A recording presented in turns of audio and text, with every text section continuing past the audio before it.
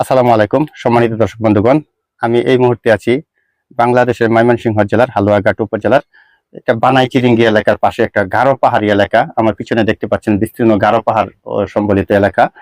এই পাহাড়ের মাঝখানে কিন্তু এখানে আবার কিছু জমি আছে যেগুলি আসলে রেকর্ডে আছে। এগুলি ক্রয় বিক্রয় হয় বা এগুলি ব্যক্তি মালিকানাধীন, আর পাহাড়গুলি হচ্ছে সরকারি।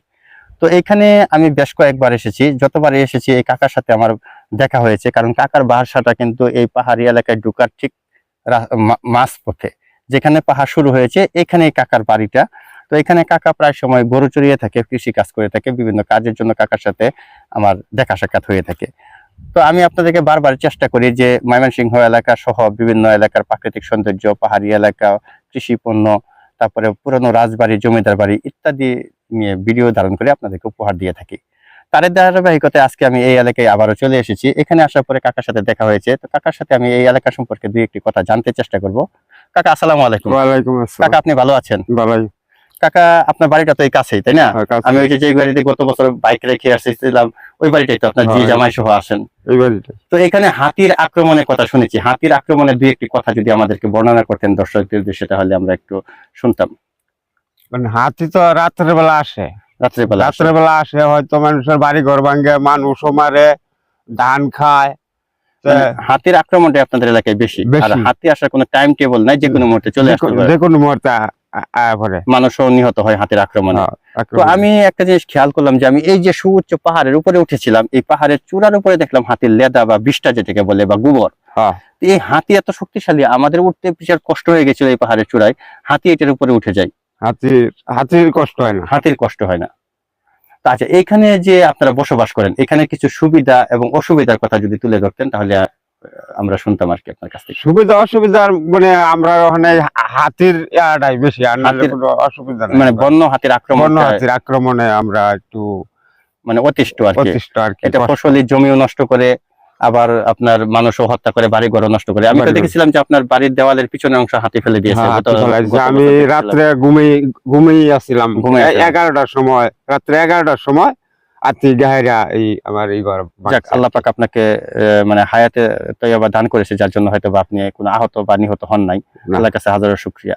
তো সংসার জীবনে আপনার কে কে আছে এখানে? এনে আছে আমার ছোট ভাই আছে, মা আছে, তারপরে আমার একটা ছেলে। আচ্ছা আচ্ছা। আর আমার পরিবার, আমি।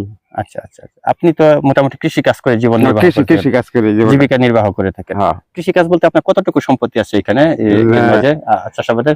আমার চাষাবাদের ছাপকলা কোনো জমি নাই। আচ্ছা, এই বর্গা মানে পরের জমি ভাগে মানে চাষাবাদ করে আপনি যেটুকু পান অর্ধেক নিয়ে যান, এই তো?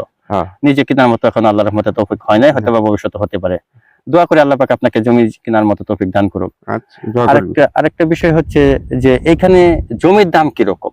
এই যে এই জমিগুলি কিরকম টাকা কাটে? এই জমিগুলো আপনার 8 লাখ 10 লাখ, মানে 8 লাখ 10 লাখ টাকা পাহাড়, মানে এই কুর বা একর যেটাকে বলে, মানে 100 শতকে 1 একর বা 20 কাঠায় 1 একর, তাই না?